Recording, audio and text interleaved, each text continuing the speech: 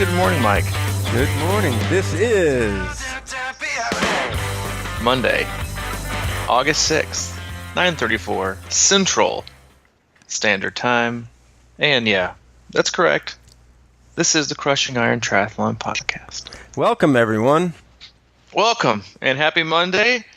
It's good to be back on Central Time for what is hopefully the next couple months. I unpacked my suitcase last night for the first time since June 30th. Wow. Which, I mean, you know me just about as good as anybody besides Allie, and you know that I'm quite the homebody. I like my routine. I like things set. I don't mind travel, but it's definitely not my favorite.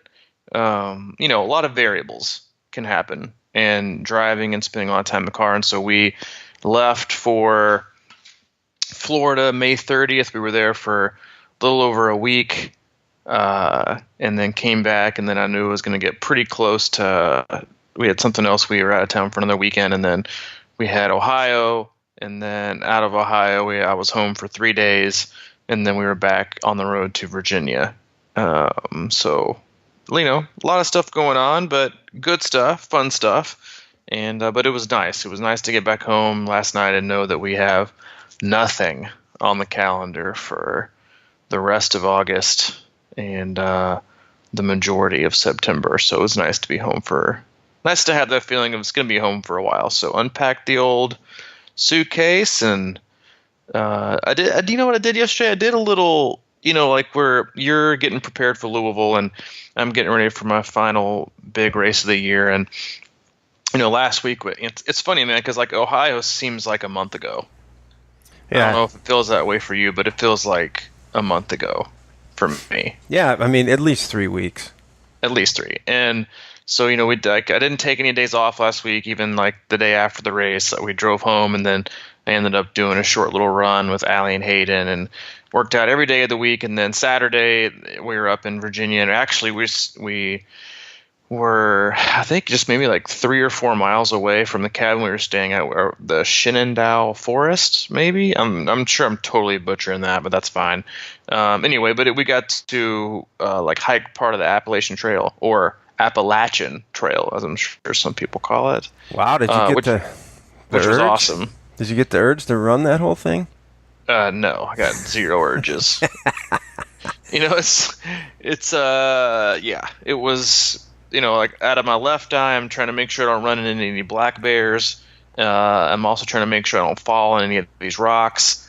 Because it had rained flash flooding the day before. So the trail was real muddy. And then the first section we took off on was straight uphill and lots of rocks. And there was actually running water coming down.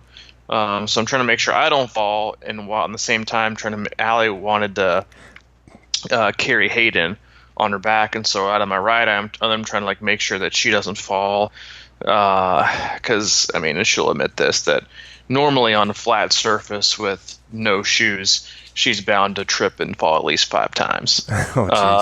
Much less on rocky footing with water and stuff. We did that. It was absolutely gorgeous. It was a ton of fun. I'm glad we did that. And then got home yesterday after an 8-hour drive. Ugh. Man. And yeah, I know, dude. And did a little what I would call your pre-big race nesting. I got everything out of the way. We went to the grocery store. We paid some bills. I mowed the lawn. I trimmed the hedges. Washed my car. Took the total day off just in preparation for this last big final training block for me. It was nice. I enjoyed it. You did all that after you got out of the car? Yeah. Jeez, man, you're that's pretty solid, man. Nesting. Yeah. Nesting is good. Nesting is good. But days off, unless it's kind of like you use them as yesterday, as the end of a busy week with a ton of travel. Hadn't done a ton of training, but I knew I was about to basically make an assault on my body for this next block. It's actually funny because I was just texting this morning, and I don't know if you have any big ideas for the cast today, but think I've had 3 different text conversations with athletes this morning and about. I don't want to say that days off are bad for you because I don't think that's the case. But these 3 athletes are all 3 different. 2 of them are training for Ironman Louisville. One's training for Wisconsin, and we were just kind of chit-chatting back and forth about how I think it's really common for athletes to just assume that taking a day off is the best idea for them. But when they're in these like real heavy training blocks, usually it's like the worst idea possible, which is another reason why I just despise the designated like Monday off or the day off of the week. Because in these heavy training cycles, your body, you might not believe it or not if you've never done it before, but your body will adapt if you just continue to keep training. It's not training super hard. You don't want to go to where you're overtrained and digging yourself a huge hole, and I think that sometimes that's hard to do when you're self-coached. But that, like this specific athlete, the first one I talked to this morning, just had put like some of her biggest weeks together, like the last 2 weeks, biggest weeks of her life, super fatigue, carrying some pretty good fatigue, and she was able to pull off like a split run yesterday and ran paces she hasn't run in years. And I was like, just remember, like, we just keep going. Your body, just because you're tired today doesn't mean you need to take a day off to make it better. If you just keep putting the training in, it's going to signal to your body, I need to adapt and recover and prepare for this load. And it will prepare. The body is amazing. It will recover. As long as you're getting enough sleep and taking care of yourself, your body will adapt and recover and be able to push, forward. You're still going to carry some fatigue going on, but that's Ironman training. I'm sorry. That's just going to happen. Versus taking a day off and telling your body it's time to shut down. And I'm going to go into super recovery mode. And athletes will tell me this all the time. If they get like a day off, or they take a day off, 9 times out of 10, the next day they feel worse. That's interesting. Take a day off, and then they feel worse. Yeah, because it's sort of like in the morning, like yesterday, I had a big ride, and this morning, the first signal like I was thinking was I got to take a day off. But sort of as the day, has unfolded a little bit, hasn't unfolded that long. I haven't been up that too long, but. As I kind of get into it and everything, I start to think, man, I feel pretty good. And that's sort of like it's almost like I want to. I think it's almost like I feel a workout would make me feel better, even though I have been putting myself through some pretty serious fatigue right now. And plus, I think a lot of times, like yesterday, for example, I rode, in the morning. A lot of people ride super early, maybe like Sunday morning, right? Big ride, and then they decide they're going to take Monday off. Well, that actually is almost 2 days off if you think about it. Because of the time. I like the way you think there. Yeah, because you're done at, say 10, and then all of a sudden the next time you work out is Tuesday morning. So it's, not 48 hours, but close. Yeah, it's funny because you use that, like I use, like it's because the other athlete, this is like one of my, she just sent me this text message. She said,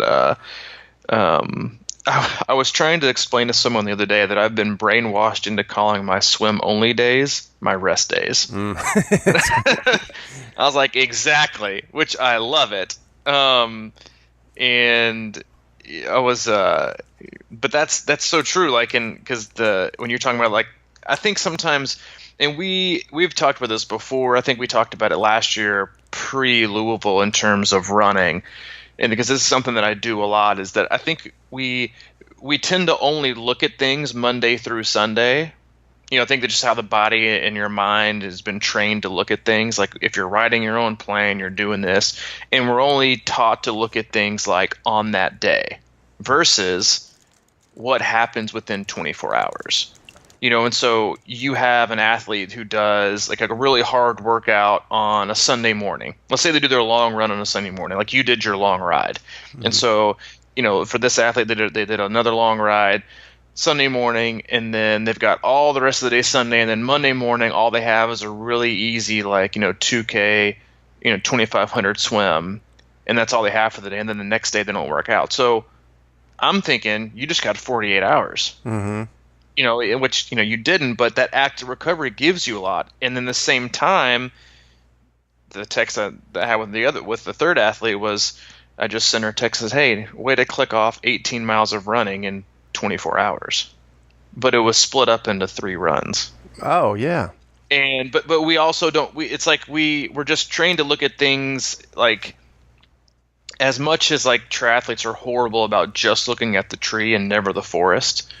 They do it even worse. Like just on, like I can't do this today, or they only look at the training cycle or the block or your mini block or whatever you want to call it. You know, a lot of coaches, depending on what terms they use, will use terms like, you know, mesocycle or macrocycle in terms of like really, really short blocks, like, or really, really big blocks, you know, like weeks or days. And it's just funny to look at, you know, athletes who can put together like a huge day, and then the next morning they get right back up and put more in, and you click back and like, hey, nice, you know, way to peel off 22 miles is what, you know, some athletes will get up to in 24 hours of just running. And they're able to keep going. Versus if I had to say go run 22 miles on a Sunday, they wouldn't be able to do anything for 3 or 4 days. You know, and so it's just it's building that continue. It's like just it's trying to, you know, construct a building. You know, because we always talk so much about how important your chassis is and your foundation and like durability and strength, because that is what long distance racing is about. It's about not how fast you go. It's about who slows down the least. And no matter how much speed work you do, and no matter how fast you think you can run, if your body isn't able to hold up, then speed means nothing. And in terms of building your building, you want to build it, you know, floor by floor. Not, I'm going to throw in a whole wing here or 10 floors here with these big runs and then risk maybe collapsing the whole thing. You know, and the whole infrastructure and the whole foundation. You just want to go, you know, and I want to say brick by brick, but I keep thinking of Butch Jones, and I just can't say it. I just can't do it. For you Vols fans, it just makes me cringe. You know, it's just, you know, cinder block by cinder block. Okay, that's what I'll use. But do you see what I'm saying? Like, it's just but there's so much value in doing it that way and being able to do it safely, because you can also catch yourself when maybe you've added a block too much.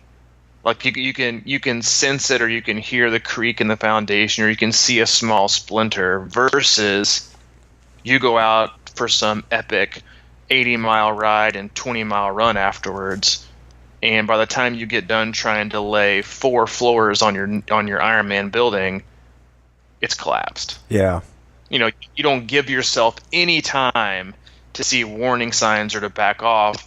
You know, and athletes do this. It's like they being able to see and be aware of just like a little niggle or a small discomfort is great compared to finding yourself being injured. And when you tend to dump yourself on loads that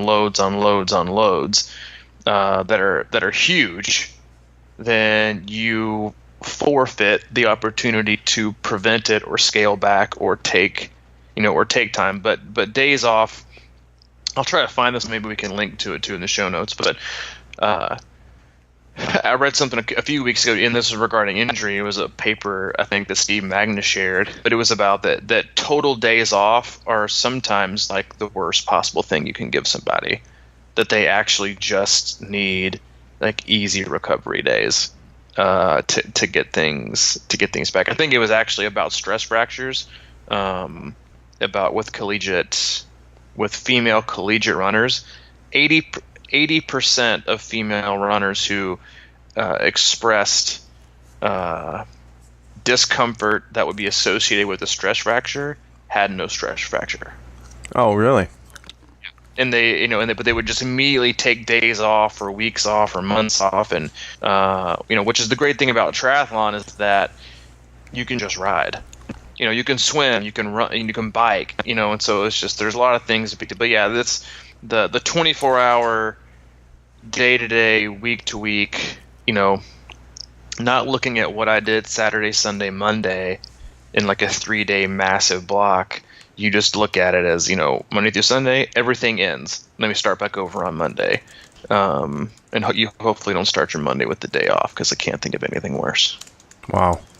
Man, Yeah. yeah, I've been for a while now. I've actually been thinking. I mean, you and I are a little, I don't know, working at home and doing our thing and being a little more flexible than most people probably. But I've been looking at that for a long time, like how the timing of my workout relates to my next workout, and like you're saying about somebody that maybe goes out and really pushes things too far on a Sunday morning, and then the next thing you know, they're really laid out and they definitely need a day off, one, and then they take the second day and then they start back up. So that's like 3 days off, or it's one of those things where I've been actually looking at, sometimes these split rides or whatever, like where I do something in the morning and I do something in the afternoon, and I combine it into really a pretty long, hard ride over the course of 10 hours or something like that, with a nice break in between, and it really keeps me functional.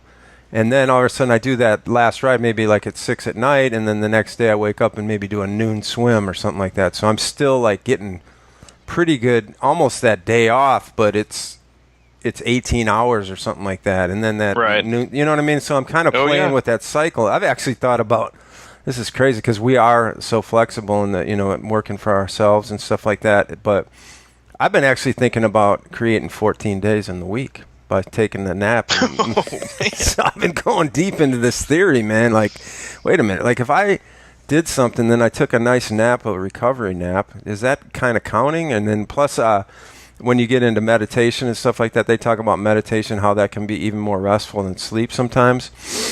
So there's a lot of that sort of stuff that I've been kind of, dabbling with throughout the day, as far as like, how can I get more work but not have to go out and do like 5 hours all the time, or for these long things, but keep it to the point where you can not only recover but you can be more effective with what you're doing.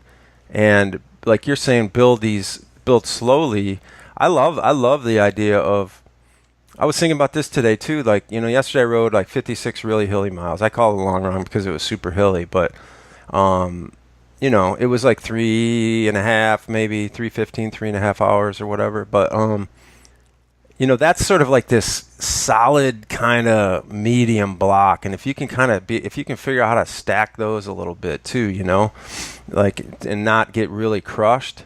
I mean, to me, I just, like, say you can do something like that, 2 of those within a 24-hour span or something like that, with nice ample rest in between. I mean, those are the kind of things I've just been kicking around, as far as like, because that can just, those century rides and those, brick runs out, those kind of things are just so debilitating sometimes. It's like, you know how you feel after a race. It's like, Jesus, man. So why even, not only that, I have this, and we talked about this a long time ago regarding swimming with me, because sometimes if I swim too far, it can really zap me. So, especially if I'm not ready for it. And the idea of leaving the pool knowing that you feel comfortable that you can go like another, whatever, 1,000 or 500 pretty easily, but knowing also that might take you down. Right. And especially with, because if you feel your form really going to hell, and then all of a sudden the last 500 or 1,000 or whatever is just all, just a scramble to even just finish. I mean, I have a trouble, like, I think if you're behind the 8 ball, sometimes you got to force fitness or whatever, but if you can keep in front of it, it's sort of like that studying for test thing, just, you don't have to study everything, just kind of go, keep on top of it and stay fresh with it, and then just, go to the next day kind of thing. Man, I wish I could nap like you, but I can't. I'm just horrible. I try,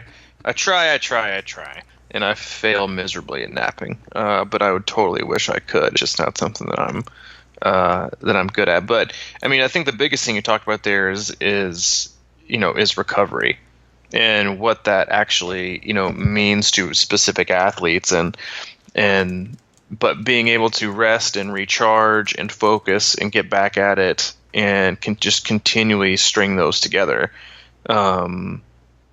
instead of just thinking that total shutdown is the answer. and like total. It's I don't know if it's shutdown is the best word, but I think like disengagement from your specific race goal and the flow of your week. Like I don't get it. I think, I mean, I would, if you're somebody who is a firm believer in like the mandatory Monday off, I would love to hear like why. Like what do you feel is the benefit, and why do you feel like it's helpful? Um, because I just, I don't know, I can't see it. I think it just disengages, and it prevents momentum. It prevents better training. It prevents better fitness. Do you think I think I was going to say, do you think it's like a forced thing? You know, for maybe people that could tend to get out of control or something? well, I don't. But like, why can't you just take it easier? Well, that's the Like, thing. That's the whole it's question. It's like being self-aware. Like, if you're forcing yourself into a rest day, then be more proactive and aware of the previous 6. Like, a designated rest day is 50 plus days a year. You're just taking totally off. So you're basically giving up almost 2 whole months of training just because. Mm-hmm. Like, and the fact is that, like I said, most days off, if they're just slotted in without any rhyme or reason, don't do you any good. In fact, they're preventing you from being your best. Now, and I just have I'm gonna not getting it on a soapbox about why I think it's so lazy for coaches to shove in a weekly, like a Monday day off just because. Like, well, I'm not. I'm gonna hop on my soapbox. There we go. Shoes on, stop back up. It's because some people are just freaking lazy, because they don't want to take the time, or they can't take the time to look at an athlete and say they don't need it. It's precautionary. It's for people who don't want to pay attention and who just want to play it safe. Well, if I just give myself a day off on Monday, then I know I'm getting at least 1 full rest day, and maybe I can't overtrain if I do that. Mm-hmm. But that's not the point. The point of training is to get better, and the way to monitor is to pay attention, and that's for the self-coached athlete as well as the person who's being coached. And like, we covered this on a podcast, and like, the reason I don't give a day off is because, guess what? Some people, the majority of athletes that have a busy life, family, relationships, regular, I'm alive on this planet stresses, are probably going to need to take one. And you know what? They're probably not all going to happen on Monday. Mm-hmm. Because I've actually found that Monday is like the least common day for people to take a day off. Because Monday is when everybody, when everybody wants to start a diet, or wants to start training for a race, or wants to start focusing on this, when do they want to start? Yeah, first day. Oh, man, I can't wait to start on Monday, man. I'm going to lose weight. It's like the January 1st it's like, it's like your the resolution perpetual day. January 1st. Yeah, it is like the January 1st of every single. I'm just gonna give myself the week. I'm just gonna take the weekend. I blew my diet on Tuesday. God forbid I start back on Wednesday. I'm just gonna wait till next Monday. Yeah. So Monday is actually the least popular day to take a day off. Period. It's usually, I found, Wednesday or Friday.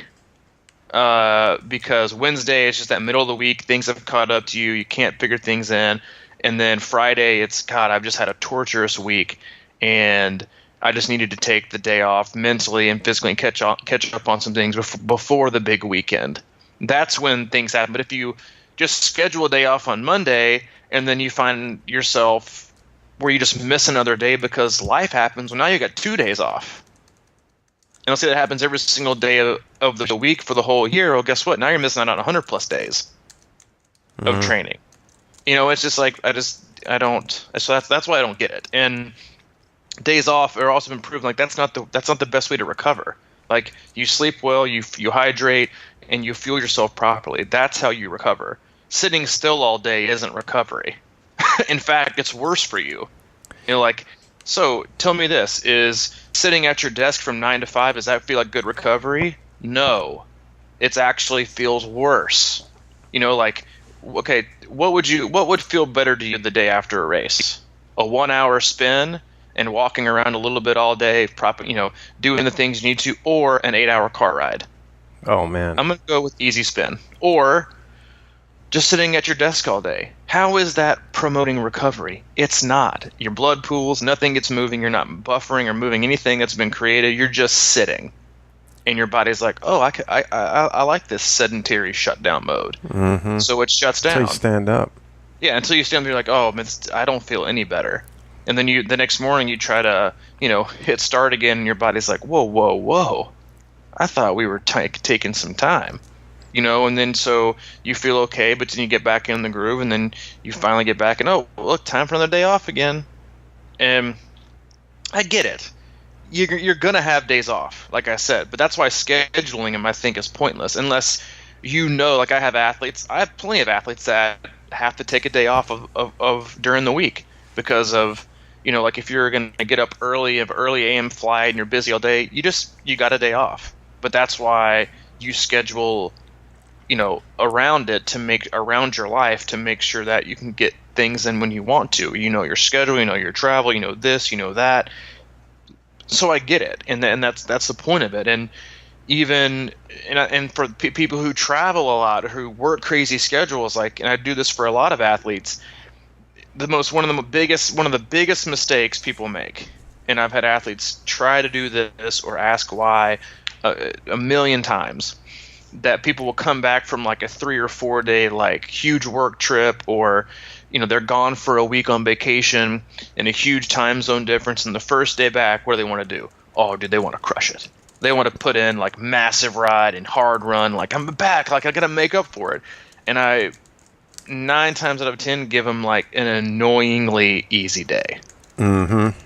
Because travel, work, vacations, time change, all those things are a huge stress on your body. And when you try to jump back into it, you're asking for sickness, ruined sleep, and just setting yourself up on the wrong foot. So usually it's just easing back into it so you can actually have quality days afterwards, not, okay, maybe that was a bad idea. And so it's a lot to consider, but that's also where I think the self-coached athlete, a lot of them, some are actually really, really great at just being aware of what's needed and what's not needed, listening to themselves and being objective. But on the other end, that's why so many people do get coaching, because they can't see that, or they don't want to see it, or it's impossible for them to be objective, or they just don't want to have to think about it. They just want to say, hey, coach, here's my travel days. I'm going to be gone. I'm going to be flying out. I'm going to be traveling. These are my limitations on Monday through Thursday. I can only run. So, do it. Instead of, I wonder what I'm going to do today. I wonder what I'm going to do today. I wonder what I'm going to do today. Or maybe I should take the day off instead of, this. And then that's why your days off should feel empowered. And that's why a lot of times, and my athletes that I work with are, I don't want to take a day off. What do you mean take a day off? I'm like, yeah, you need to take a day. But you put them in when they're needed, not just because. And because it's just like anything else in life. If you just keep giving it away for free or with no purpose, they have no value. And you just do them to do them. Otherwise, some people just need them. And listen, life is tough. Life is really tough, and there are a lot of stresses out there and a lot of things, life circumstances that can happen with your relationships, with kids, with family, with work, everything. There's a lot there's a lot going on these days that can cause stress, and there's the fact that we're not in control over anything. And so yeah, they're definitely there, but why ruin a good groove by being lazy on a Monday? Yeah. Well, that's the thing. The life is tough thing that you just said is so, I think, relevant to this, because, you can, whatever the habit is, and, obviously training for Ironman is a habit that has to be built, and it's not an easy one sometimes because there's very difficult days, and, just to be in that habit is hard enough. And I think that, whether the habit is, making your bed or cleaning off the kitchen table or making sure that, something's done around the house, some easy chore. The first day you take off makes that second day to get back in that groove even harder. I think it's just a psychological component so much too. It's like, I was talking to my brother last night about, he's been in a real strong meditation group for close to a year, I think, twice a day. And I was kind of just curious about, I was asking him like what kind of thing. He goes, well, like little things don't bother me maybe as much or something like that. And he said, but he said, it's like, why? Okay, maybe today I'll just start meditating once a day. And for whatever reason, he's resisted it, and he knows that that's the right decision, even though things are getting easier to do for him on some level. That's still there. That tug of let's take a day off. And I think that's the, if you want to talk about Stephen Pressfield and that thing called resistance, I think that's the resistance that's tugging at people all the time. Is like, I deserve a day off. And then the next thing you know, like sometimes that second day to come back is even harder.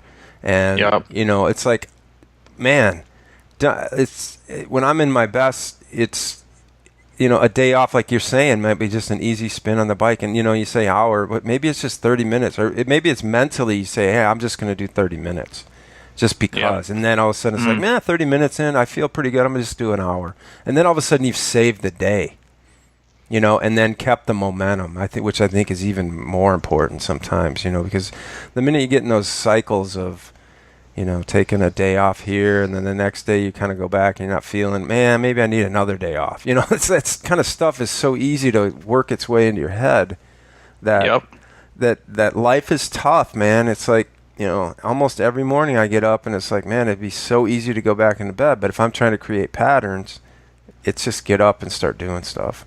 Yeah. Well, and the more times you combat that, right, you have that to lean on for the next time. Instead of making your habit always giving in, your habit could instead be, I'm not going to give in.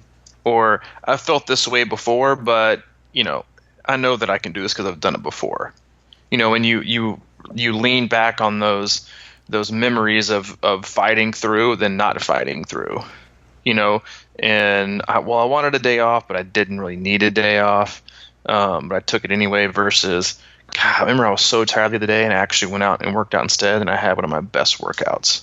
Yeah, man, what is with that? Like this whole idea that we forget almost, or you have to, I think that your point is excellent, because you have to crystallize sort of a muscle memory or a mental memory, but it's so easy to forget that, man, I'm tired, I shouldn't work out, but then you go do it and you feel better. Like differentiating between when you're absolutely should be on your back and the fact that you're maybe just sluggish or just it's a morning thing or, whatever the case may be. How do we keep forgetting that just going to do something will make you feel better? It's like, it's this massive trick, man, psychic trick that the world sort of plays on you. Yeah. And you never know. Like, that's why, you never know what the day is going to give you. You just don't. And you never know, the changes that your body are going to go through when it's time, to put yourself in, a huge hole. Like, I was listening to the Des Linden interview on podcast yesterday on the way home, and it was just like how many times she'd already decided, what mile marker she was going to pull out on and not do the race because she felt so terrible. And she ends up winning the whole thing. Yeah. And that's just the definition of just show up. Because you never know. In people who have these dreams and goals and hopes, and I'll be honest with you, there are probably more days that when you train, that you question if your goal is really a reality or if your dreams and goals are too high. But then there are some days where you think, oh, I totally got this. Mm-hmm. Or maybe they're even too low. That's just how different everything is. And as I was explaining to, I think, an athlete I talked to over the weekend. I was like, it's just funny how like you think that just because you're racing, all of a sudden like the universe and Mother Nature is going to give you a pass. Oh, everything's going to go perfect today. You're going to feel 100%. Things are going to be perfect. Just like training. You never know what you're going to feel like on a lot of days. You might feel great, your workout's terrible. You might feel terrible, your workout's great. But you're never going to know unless you go. You know, and someday it's going to be your day, and everything's going to fall in line, and things are, you know, go like one of our athletes, Joanne, did Lake Logan half Ironman. Which, if you've never done any of the Lake Logan races, and it's a whole multi-sport festival right there just outside of Asheville, North Carolina, Mike and I both highly, highly recommend participating in that at some point. I know I'd like to go back, but it is probably one of the most beautiful places I've ever been. And I think the most beautiful swim backdrop of any place I've ever swam for a race. Oh man, for sure for me. Yeah, I mean it's a tough course. The swim is cold as cold can be, especially when you go under this little bridge. And the bike is it's over 3K of climbing in the 56 miles. But Joanne, one of my athletes, have been for a long time. She's having a really great year. She did the race. She swam well. I was looking at her splits that she uploaded on Training Peak. I was like, man, I bet she did really, really well, like in regards to her age group. And we were texting her. She's like, yeah, I swam great, and then actually fell coming out of T1 on my bike, and then ended up not being able to change gears, and then I had to stop because my derailleur was, her derailleur was messed up, so she wasn't able to use all your gears. Which on that course, no, thank you. Yeah, it's like it sucks. It's like, think of it being on like the Wisconsin or Louisville like lollipop loop. Like you don't want to be stuck in some specific gears, and so she waited like on the roadside for I think 10 or 15 minutes to get some help with it, and then I think the bike tech guy she was like, should I even like finish? And he was like, yeah, you've come this far, like go. And so she gets back to transition and runs her half marathon, which I thought was still solid, and she ends up winning her age group. Which Lake Logan is still usually a very competitive field, but it's just like, hey, you just never know what's going to happen, whether it's how you feel or whether it's bad luck. That's why you just keep going, because it's like I guess it's kind of the same approach to you wake up at 6 a.m., you spill your first cup of coffee, and there goes your entire day. Right, you're not, yeah. Versus you never know how the day is going to end. And you never know how a training session is going to end. You never know how a race is going to end. And that's the approach that you got to take. Yeah, that's a really good point, man. A lot of times that does happen to me. And sometimes I feel like it's just because I got a really good sleep and I'm just kind of struggling to come out of it. That means I'm recovered, even though I dumped coffee. Or like, it's amazing how many different ways I've screwed up coffee, and it's like a simplest three-step process. I forgot to put the coffee in, and just the water comes into the pot, or forgot to put the water in, or whatever. It's just unbelievable. But yeah, you got to keep going. I mean, as we know, obviously, we talk about these things, and everyone. It's funny how, human beings can have the same stuff happen to them, It's just like we are human beings. We're so alike in that regard, and we have these same tendencies. And, life is just up and down, and that every day is a microcosm of that, and it can go up and down. But it's almost like, just being able to observe it instead of getting so deep into it, what just happened. Stepping back and just be like, oh, I just screwed up the coffee. That doesn't mean I ruined my day or I'm an idiot. It's just sort of, you know what I mean? Right. It's like, or I can't do an Ironman, Exactly. But I think those thoughts cross our mind. It's like, who am I to think I can do an Ironman? I can't even make coffee.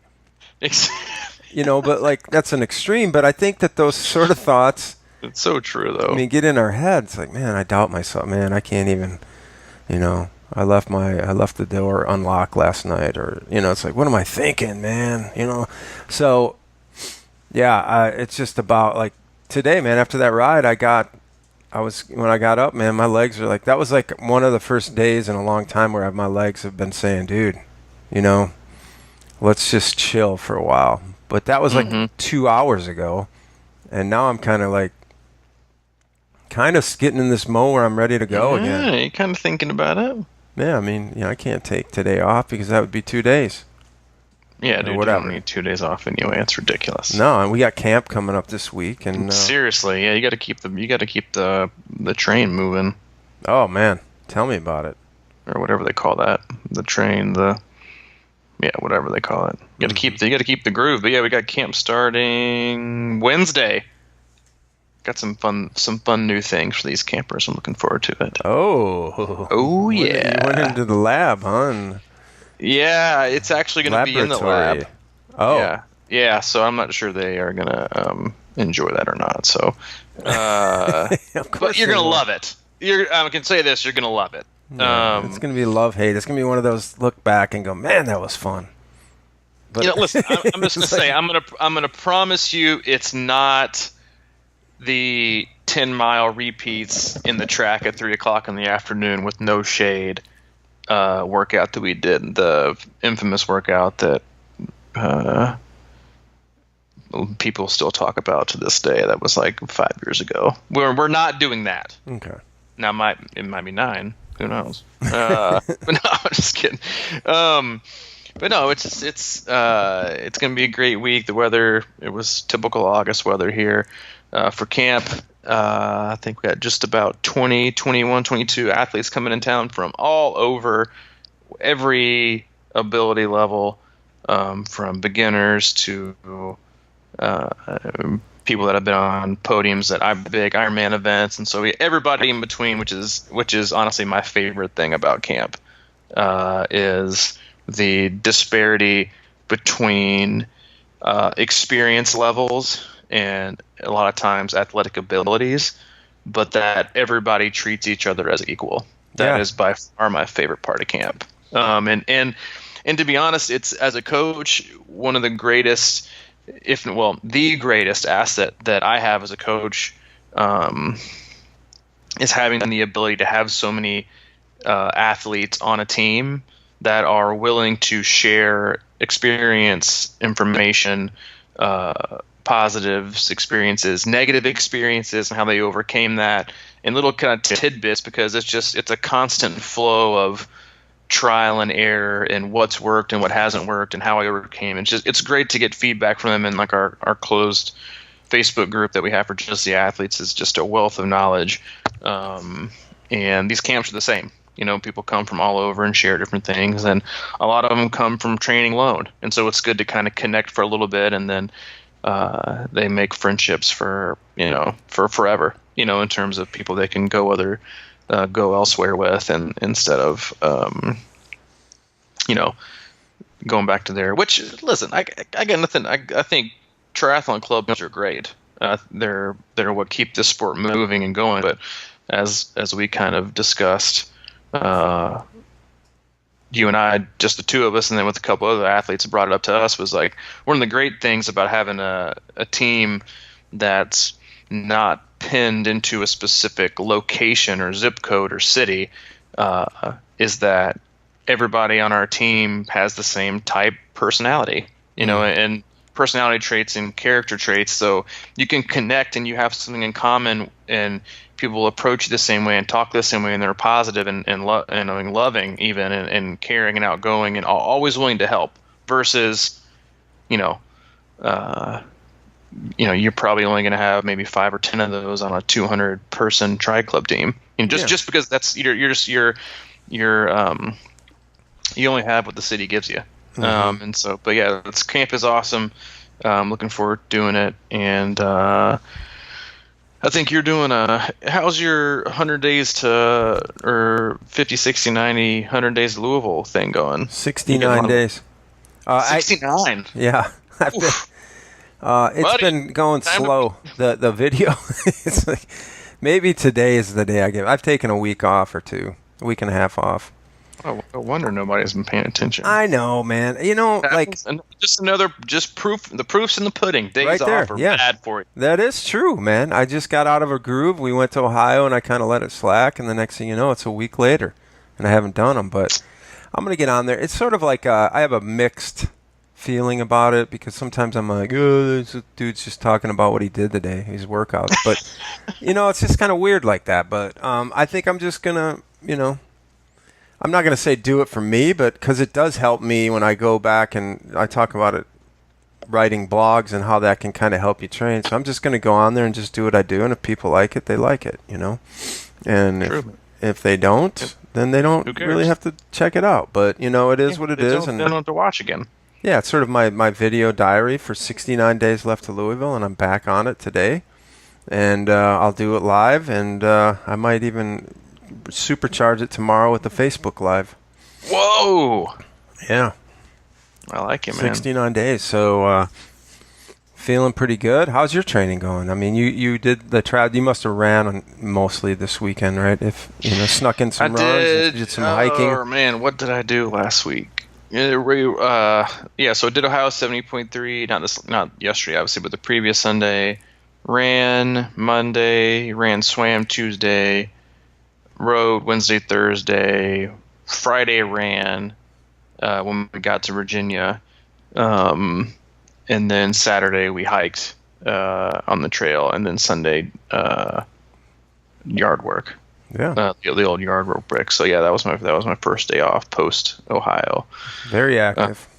Yeah, just keeping things moving. Today was the start of the last big focus. So ran this morning, and I'll bike later and keep the old train moving. Try to get in some quality workouts, real quality, today, tomorrow, and Wednesday before the crew come in, because then it's just going to be about the campers. So, but it's always good volume when the campers come in, because we're always doing stuff. So it's fun as well. So, but yeah, we'll do that, and then moving right along. I'm looking forward. I got my countdown clock on my watch. Ooh, so if anybody can see what that is, they might have a clue. Yeah, nobody can see it. It's I keep it under lock and key.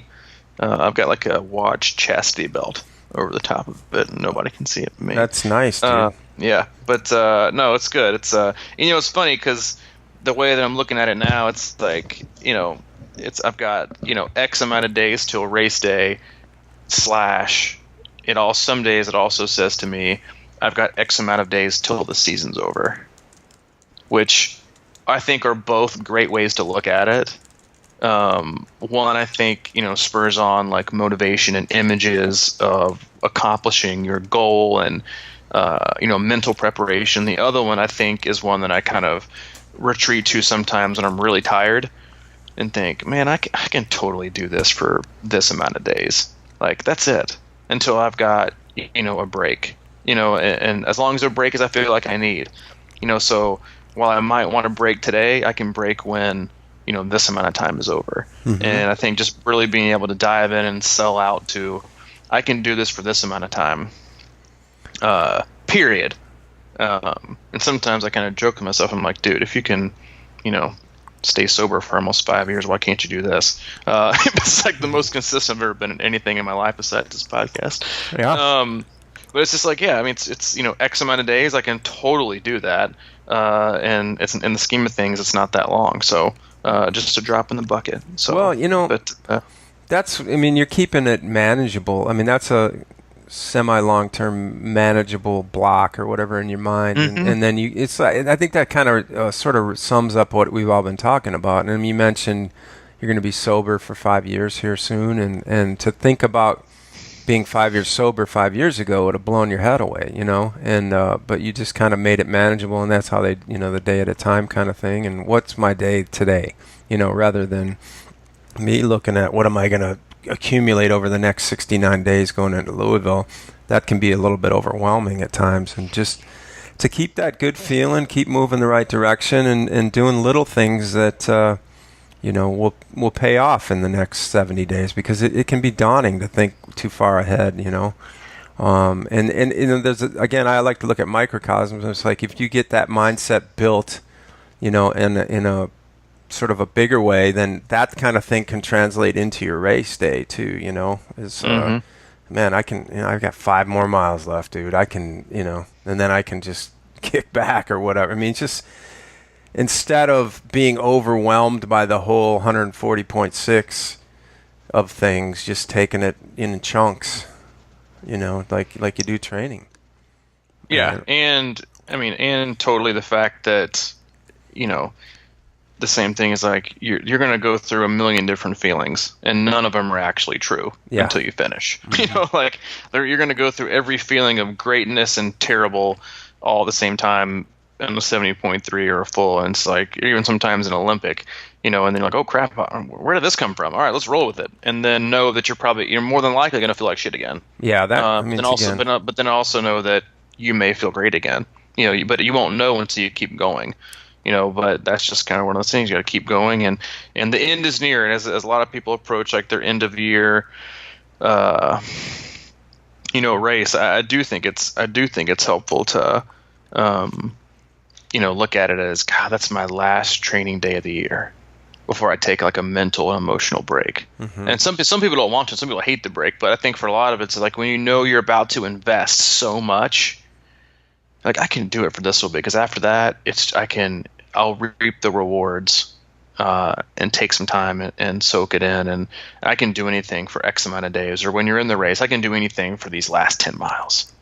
I can do anything for this, and I can.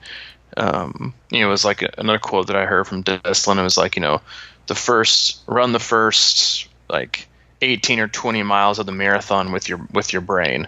Run it smart, be patient. Run the last 6 to 8 with your heart. Because after that, it's just going to be just freaking painful. And you just got to be like, you know what? I just got to suffer for the next hour or the next 40 minutes or the next 50 minutes. And you click off one, you click off another, you click off another, and they just seem to go and go and go and go. Kind of like we talked about before. And like, if you're thinking about walking, you don't really need to. You're just toying with that thought. Just trying to go one more mile. Just try to go one more mile. Mm-hmm.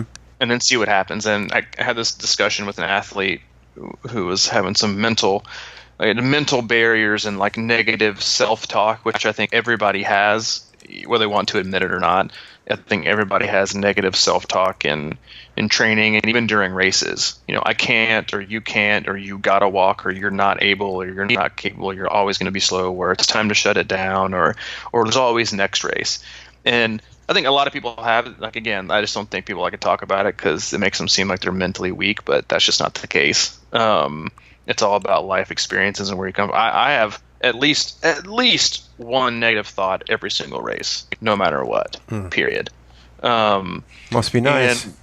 But I talked to this athlete. I said, listen, man, one of the greatest things I think you can do when something like that happens is, A, don't ignore it, because then it's just going to linger,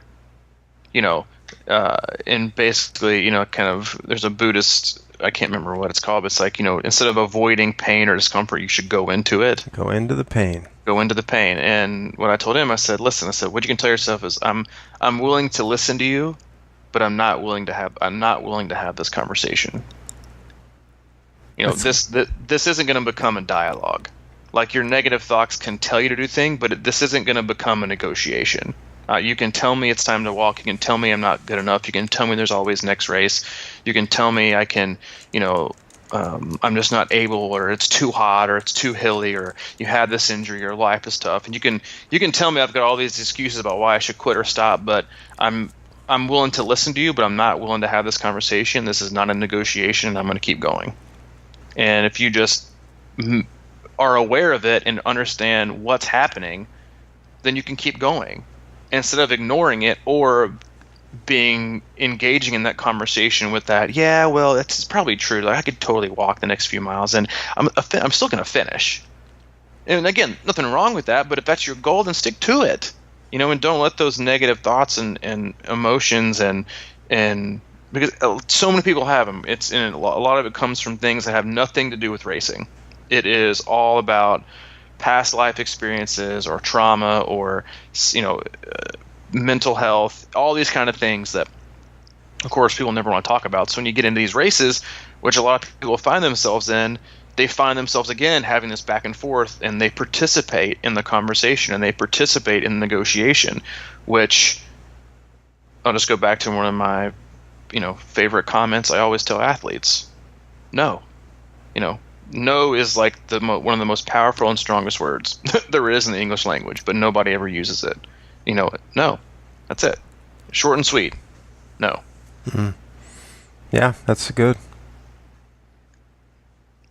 That's a really good. I mean, I think that's phenomenal. I mean, just yesterday on my ride, I had this. You have even training ride. You have those ups and downs, and I think I took like a little too much gel out of the flask yesterday, and my gut started talking to me. Yeah. Mm-hmm. And so I just acknowledged it, and I was like, okay, I'm not going to let that just destroy my ride. But then I just started, focusing on pedal stroke, and took a little more water or whatever, and next thing you know, it's gone, right? It's just I think the more I've had lingering pains and things like that, and the more I've kind of like worried about them rather than just sort of going into them and just saying, all right, that is what it is, and then it's like you kind of worry like it's never going away or whatever like that. But Ironman racing and long course racing in general, all this stuff is like it's the gamut of emotions and feelings and stuff like that, and you just sort of look at them and just kind of watch them and observe them and let it go away. But anyway, I think that's a good place to kind of let people go. Yep, I agree. We'd love to have you stop by crushingiron.com and see all that we got going there. If you haven't been there, we have coaching, obviously the podcast, we have swim analysis, videos, all kinds of stuff going on there. We have a pledge page that you can leave us a one-time donation. Now, I just think it's like we talk about how this is going, and we're just kind of doing this organically, you and I, right?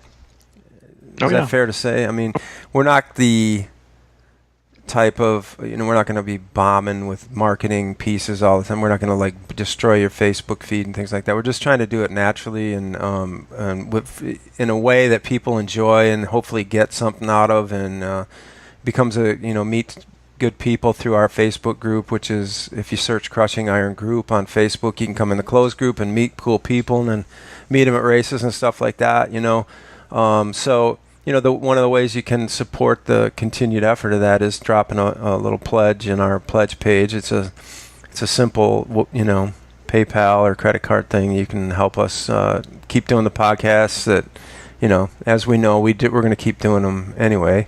It's just, we're trying to do this in a way where we give you a lot of good information, and it's comfortable and it's not overwhelming. How many times you've signed up for email lists and you get 87,000 emails the next week. Yeah, we're not gonna Roka you. Yeah, we're not gonna Roka you. Okay, we're not gonna Roka you about their, every effing update they have on a freaking lens of sunglasses. Like, who cares? Mm-hmm. I haven't bought anything from them recently just because I'm tired of getting their freaking emails. Well, yeah, I mean. And we're not gonna Xterra you either. They're like second tier. Like, I don't want any St. Patty's Day paddle boards that are inflatable. I gave up those when I stopped drinking. So let's we're not gonna spam you. You may actually never get an email, but so no. If you feel like it, throw a little change our way. We'd always appreciate it. It's helpful to not only just cover the time and the effort and the expenses that it takes to host and record and house and publish a podcast, but also for traveling to races and hotels and gas and expenses and stuff like that, until we can get people like Kenny Hammond to hook us up with a free race entry or a booth or something, or a hotel stay. Just saying, Kenny. Kenny's long gone. Yeah, no, he listened to the last one. I think he's a listener for at least he's a listener for the month. Maybe not a listener for life, but listener for a month. So let's talk about how great Ohio was, and then we can put that in the show notes. Make sure you post this. Make like one tag about final Ohio 70.3 recap, and he'll definitely listen because he's interested. He's the race director, and then he can listen. So Kenny, love you, man. Keep up the good work. But yeah, that's it. again, we appreciate you listening, and stop by Crushing Iron for everything. It's a one-stop shop, and we'll come to you again later this week, either into camp or the day before camp, and we'll check you then. All right. Check us out on YouTube and Instagram. And thanks for listening. This is the Crushing Iron Triathlon Podcast. Coach, as always, it's been a pleasure. Yeah, man. And hey, check out Mike on Tinder. I'm out. All right. See ya.